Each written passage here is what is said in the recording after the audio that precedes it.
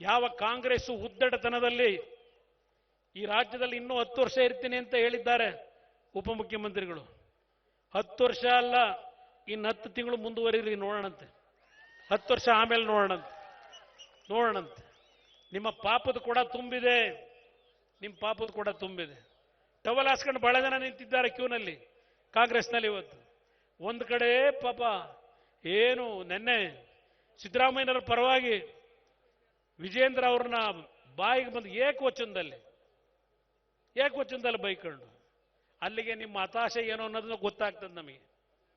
ಯಡಿಯೂರಪ್ಪ ನಮ್ಮ ಸಿದ್ದರಾಮಯ್ಯನವರ ಪರವಾಗಿ ಏನು ಬಂದ್ರಿ ನೆನ್ನೆ, ಆ ದಾಖಲೆಗಳು ಸಾರ್ವಜನಿಕವಾಗಿ ಕೊಟ್ಟಿರೋದ್ರೆ ನೀವಲ್ವೇ.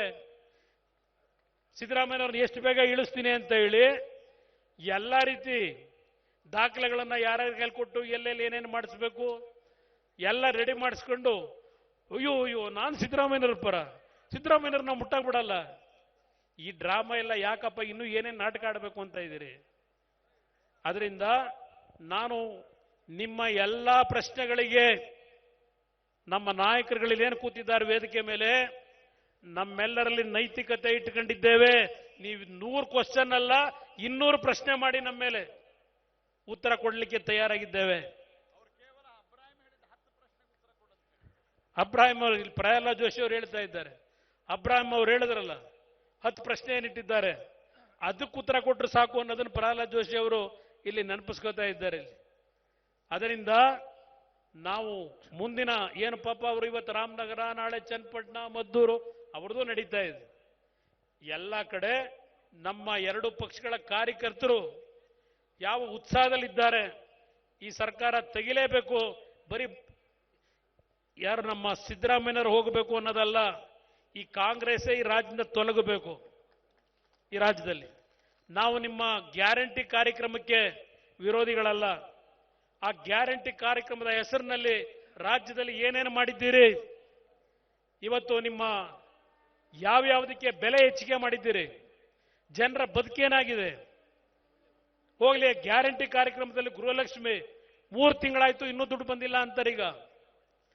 ರೈತರು ಕಷ್ಟಪಟ್ಟು ಹಾಲು ಉತ್ಪಾದನೆ ಮಾಡ್ತಾರೆ, 1 ವರ್ಷ ಆಯ್ತು ಇನ್ನೂ ಸಾವಿರಾರು ಕೋಟಿ ದುಡ್ಡು ಕೊಟ್ಟಿಲ್ಲ ಅಂತ ಹೇಳ್ತಾರೆ.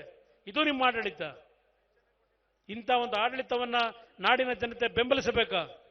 ಇವತ್ತು ಆ ಹಿನ್ನೆಲೆಯಲ್ಲಿ ವಿಜೇಂದ್ರ ಅವರ ನಾಯಕತ್ವದಲ್ಲಿ ಇವತ್ತು ಬಿಜೆಪಿಯ ಮತ್ತು ಜೆಡಿಎಸ್ನ ನಾಯಕರುಗಳು, ನಮ್ಮ ನಿಖಿಲ್ ಕುಮಾರಸ್ವಾಮಿ ಅವರು ಸಹ ಇವತ್ತು ವಿಜೇಂದ್ರ ಅವರ ಜೊತೆ ಕೈ ಜೋಡಿಸಿ, ನಮ್ಮಲ್ಲಿ ಯಾವುದೇ ಕಾರಣಕ್ಕೂ ಸಣ್ಣ ಪುಟ್ಟ ಗೊಂದಲಗಳು ಬರಬಹುದು, ಆದ್ರೆ ಒಂದು ಮಾತನ್ನ ಹೇಳ್ತೇನೆ, ಇವತ್ತು ಕೆಂಪಮ್ಮನ ದೇವಸ್ಥಾನದ ಮುಂಭಾಗದಿಂದ ಈ ರಾಜ್ಯದಲ್ಲಿ ಬಿಜೆಪಿ ಜೆಡಿಎಸ್ ಪಕ್ಷವನ್ನ ಯಾವುದೇ ರೀತಿಯ ಬಿರುಕನ್ನ ಯಾರೂ ತರಲಿಕ್ಕೆ ಈ ರಾಜ್ಯದಲ್ಲಿ ಇನ್ನ ಸಾಧ್ಯ ಇಲ್ಲ.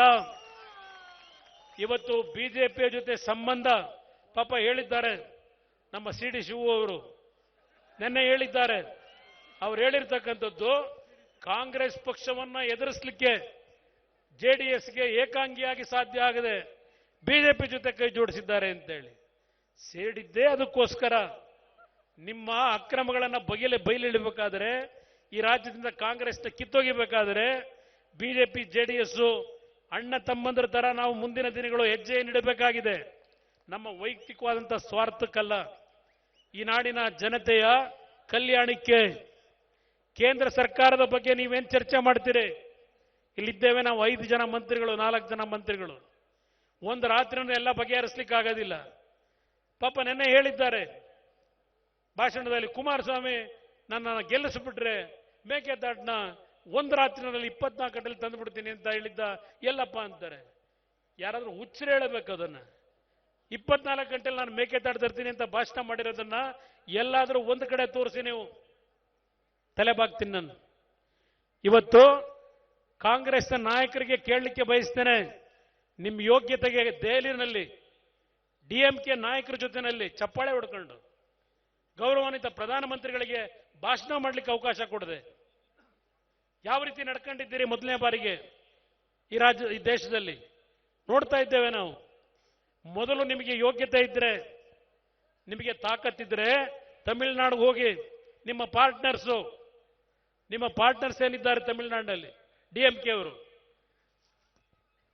ಅವರ ಜೊತೆ ಮೊದಲು ಚರ್ಚೆ ಮಾಡಿ. ಇದು ಯಾಕೆ ಈ ಚೀಟಿ ತೆಗಿತಾ ಇದ್ದೀನಿ ಅಂದ್ರೆ, ಕರ್ನಾಟಕ ರಾಜ್ಯದಲ್ಲಿ ಜುಲೈ ತಿಂಗಳಿನಲ್ಲಿ ನಾವು 34 TMC ನೀರು ಬಿಡಬೇಕಾಗಿತ್ತು.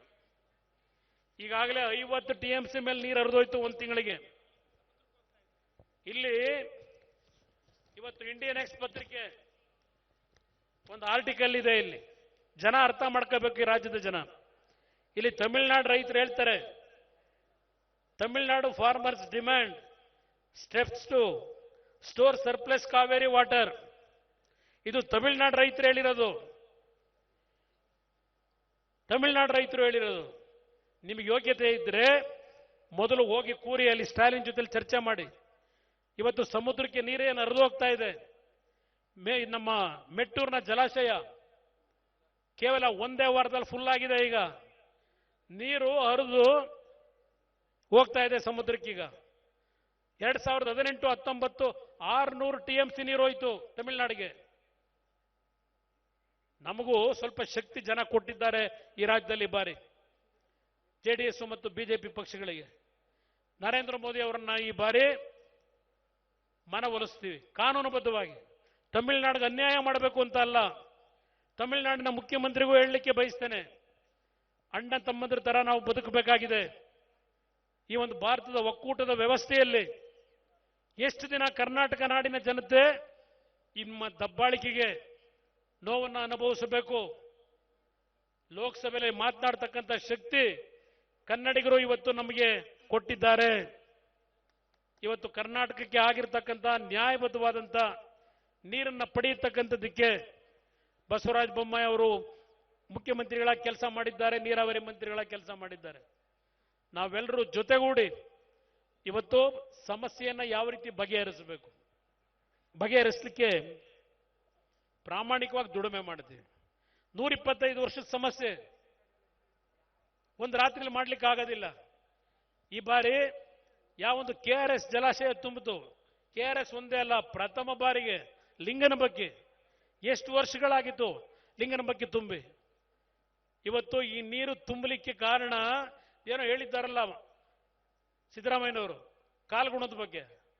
ನಿಮ್ಮ ಕಾಲ್ಗುಣಕ್ಕೆ ಇವತ್ತು ಮಳೆ ಬರಲಿಲ್ಲ. ಇದು ಇಲ್ಲಿ ನಮ್ಮನ್ನು ಗೆಲ್ಲಿಸಿದ್ದಾರಲ್ಲ ಈ ನಾಡಿನ ಜನ, ನರೇಂದ್ರ ಮೋದಿ ಅವರು ಇವತ್ತೇನು ನಮ್ಮನ್ನು ಗುರುತಿಸಿದ್ದಾರೆ, ಕನ್ನಡ ನಾಡಿನ ಜನತೆಯನ್ನು, ನಮ್ಮ ಲೋಕಸಭಾ ಸದಸ್ಯರನ್ನ.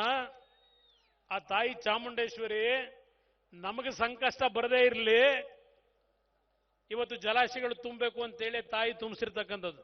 ನಿಮ್ಮ ಕಾಲಗಳ ಕಾಲ ತುಂಬಿಸಿರೋದು. ಈ ನಾಡಿನ ಜನ ನಮ್ಮನ್ನು ಗೆಲ್ಲಿಸಿದ್ದಾರಲ್ಲ, ಈಗ ನಮ್ಮ ಕುಮಾರನಿಗೆ ಏನೋ ಸಮಸ್ಯೆ ಆಗಬಾರದು. ಈ ಒಂದು ಇದರಲ್ಲೇ ತಾಯಿ ಆಶೀರ್ವಾದ ನಮಗೆ ದೊರಕಿರ್ತಕ್ಕಂಥದ್ದು. ನಮ್ಮ ಜನ ಇವತ್ತು ನೆಮ್ಮದಿಯಾಗಿದ್ದಾರೆ. ಈಗ ನಿಮ್ಮ ಕಾಲದಲ್ಲಿ ಬರಗಾಲದಲ್ಲಿ 2 ಬೆಳೆ ತೆಗಿಯಕ್ಕಾಗಲೇ ಇಲ್ಲ ಅವರು.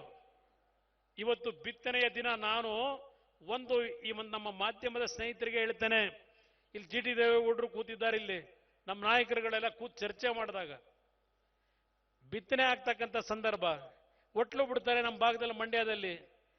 ಸಡನ್ ಆಗಿ ಯಾತಕ್ಕೆ ಈ ತರ ಸಮಯ ಫಿಕ್ಸ್ ಮಾಡಿದ್ದೀರಿ, ಮುಂದಕ್ಕೆ ಹಾಕಬೇಕು ಅಂತಕ್ಕಂಥದ್ದು ಅವರ ಒಂದು ಭಾವನೆಗಳಿತ್ತು. ಅದರ ಮೇಲೆ ನಾವು ಚರ್ಚೆ ಮಾಡಿದ್ದೇವೆ ಹೊರತು ಇದು ಮುಂದುವರೆದ ತಕ್ಷಣ ಇವ್ರಿಗೆ ಅದೇ ಅನುಕೂಲ ಕಾಂಗ್ರೆಸ್ನವರಿಗೆ. ವಿಷಯ ಡೈವರ್ಟ್ ಮಾಡಿ ಬೇರೆ ಇನ್ಯಾವುದಾದ್ರೂ ವಿಷಯ ಕೊಟ್ಟೋದ್ರೆ ನಾವು ಬಚಾವಾಗ್ಬೋದು ಅನ್ನೋದು ಕಾಂಗ್ರೆಸ್ನವರ ಅವ್ರು ಗೆಲ್ದಿರ್ತಕ್ಕಂಥದ್ದು. ಅದು ಇವತ್ತು ನಮ್ಮ ಕೊನೆಗೆ 2 ಪಕ್ಷಗಳ ಮುಖಂಡರುಗಳು ಒಂದು ಚರ್ಚೆ ಮಾಡಿ, ಇಲ್ಲ ಏನು ನಿಗದಿ ಆಗಿದೀವಿ ಅದು ಮುಂದುವರಿಬೇಕು ಅಂತಕ್ಕಂಥದ್ದು ಒಟ್ಟಾರೆಯಾಗಿ ತೀರ್ಮಾನ ಮಾಡಿದ್ದೇವೆ ಹೊರತು ಯಾವುದೇ ರೀತಿ ಒತ್ತಡಗಳ ಮೇಲೆ ಇದಾಗಿಲ್ಲ. ಪ್ರಹ್ಲಾದ್ ಜೋಶಿ ಅವರಿದ್ದಾರೆ, ಇಲ್ಲಿ ನಮ್ಮ ರಾಧಾ ಮೋಹನ್ ಅಗರ್ವಾಲ್ ಅವರು ಇದ್ದಾರೆ. ಮುಕ್ತವಾಗಿ ಚರ್ಚೆ ಮಾಡಿದ್ದೇವೆ. ಇಲ್ಲಿ ಯಾವುದೇ ರೀತಿಯಲ್ಲಿ ವಿಜೇಂದ್ರ ಅವರು ಇಲ್ಲಿದ್ದಾರೆ. ಮುಕ್ತವಾಗಿ ಚರ್ಚೆ ಮಾಡಿ ಈ ಕಾರ್ಯಕ್ರಮವನ್ನ ಸಿದ್ಧತೆಗಳೇನಾಗಿತ್ತು ಮತ್ತೆ ಅದು ಮುಂದಕ್ಕೆ ಹೋದ್ರೆ ಈ ಕಾಂಗ್ರೆಸ್ ನಾಯಕರುಗಳು ಅದನ್ನೇ ಇಟ್ಟುಕೊಂಡು ಎಲ್ಲೆಲ್ಲಿ ದಾಖಲೆಗಳನ್ನು ತಿರುಚಿ ಜನಗಳ ಮನಸ್ಸನ್ನು ಬೇರೆ ಕಡೆಗೆ ಎಲ್ಲಿ ತೆಗೆದುಕೊಂಡು ಹೋಗ್ತಾರೋ ಅಂತಕ್ಕಂಥ ದೃಷ್ಟಿ ಒಂದು ಕಡೆ. ಇದರ ಹಿನ್ನೆಲೆಯಲ್ಲಿ ಈ ಕಾರ್ಯಕ್ರಮವನ್ನು ಮುಂದುವರಿಸಬೇಕು ಅಂತ ಹೇಳಿ ಕೇವಲ ಒಂದೇ ದಿನದಲ್ಲಿ ಬಿಜೆಪಿ ಮತ್ತು ನಮ್ಮ JDSನ ಕಾರ್ಯಕರ್ತರು ಒಟ್ಟಾಗಿ ಇವತ್ತು ಒಂದು ಐತಿಹಾಸಿಕವಾದಂಥ ಪಾದಯಾತ್ರೆಯನ್ನ ಏನು ಪ್ರಾರಂಭ ಮಾಡಿದ್ದೀರಿ. ನಿಮ್ಮೆಲ್ಲರಿಗೆ ಎಲ್ಲ ಪಕ್ಷದ ಮುಖಂಡರುಗಳ ಮುಖಾಂತರ ಅವರೆಲ್ಲರ ಪರವಾಗಿ ನಿಮಗೆ ನಮ್ಮ ಧನ್ಯವಾದ. ಯಾಕೆಂದ್ರೆ ನಿಮ್ಮಲ್ಲಿರೋ ಪ್ರೋತ್ಸಾಹ ಇವತ್ತು ಈಗೇನೋ ಒಂದು ಉತ್ಸಾಹವನ್ನು ತುಂಬ್ಕೊಂಡು ಬಂದಿದ್ದೀರಿ. ಇದು ಮೈಸೂರನ್ನ ಮುಟ್ಟೋವರೆಗೆ, ಮೈಸೂರನ್ನ ತಲುಪೋದ್ರೊಳಗೆ ಈ ಸರ್ಕಾರದ ಕರ್ಮಕಾಂಡಗಳು ಜನತೆಗೆ ತಲುಪ್ತಕ್ಕಂಥದ್ದಷ್ಟೇ ಅಲ್ಲ, ಈ ಸರ್ಕಾರದ ವಿಕೆಟ್ಗಳು ಕ್ಯಾಪ್ಟನ್ನಿಂದಲೇ ಪ್ರಾರಂಭ ಆಗಬೇಕು ಉದುರೋದಕ್ಕೆ. ಆ ನಿಟ್ಟಿನಲ್ಲಿ ನಿಮ್ಮ ಈ ಪಾದಯಾತ್ರೆಯ ಶಕ್ತಿ ಈ ಕರ್ನಾಟಕ ರಾಜ್ಯದಲ್ಲಿ ಜನಪರವಾದಂಥ ಸರ್ಕಾರವನ್ನ ಮುಂದಿನ ದಿನಗಳಲ್ಲಿ ನಾವು ತರಲಿಕ್ಕೆ ಒಂದು ಒಗ್ಗಟ್ಟು, ಒಂದು ತಾಯಿಯ ಮಕ್ಕಳ ತರ ಎರಡು ಪಕ್ಷಗಳು ನಮ್ಮ ಹೋರಾಟವನ್ನ ಮುಂದುವರಿಸಬೇಕು ಅಂತಕ್ಕಂಥದ್ದು ನಾವೇನು ಪಣ ತೊಟ್ಟಿದ್ದೇವೆ. ಆ ತಾಯಿ ಚಾಮುಂಡೇಶ್ವರಿಯ ಆಶೀರ್ವಾದದಿಂದ ಈ ಕಾರ್ಯಕ್ರಮ ಇವತ್ತು ನಿಮ್ಮಗಳ ಒಂದು ಶ್ರಮ, ಈ ನಾಡಿನ ಜನತೆಯ ಒಂದು ಕಲ್ಯಾಣಕ್ಕೆ ಈ ಪಾದಯಾತ್ರೆಯನ್ನು ಯಶಸ್ಸುಗೊಳಿಸ್ತಕ್ಕಂಥದ್ದಕ್ಕೆ ನಾಡಿನ ಹಲವಾರು ಭಾಗದಿಂದ ಕಾರ್ಯಕರ್ತರುಗಳು ಸಹ ಇವತ್ತು ಮುಂದಿನ 8-9 ದಿನಗಳ ಕಾಲ ಈ ಕಾರ್ಯಕ್ರಮದಲ್ಲಿ ಭಾಗವಹಿಸಲಿಕ್ಕೆ ಏನು ಬಂದಿದ್ದೀರಿ, ನಿಮ್ಮೆಲ್ಲರಿಗೆ ಆ ತಾಯಿ ಶಕ್ತಿಯನ್ನ ಕೊಡಲಿ ಅಂತಕ್ಕಂಥ ಪ್ರಾರ್ಥನೆಯನ್ನ ಸಲ್ಲಿಸಿ ನಿಮಗೆ ಒಂದಿಸಿ ಎರಡು ಮಾತನ್ನು ಮುಗಿಸ್ತೇನೆ. ಜೈ ಜೈ ಕರ್ನಾಟಕ ಮಾತು.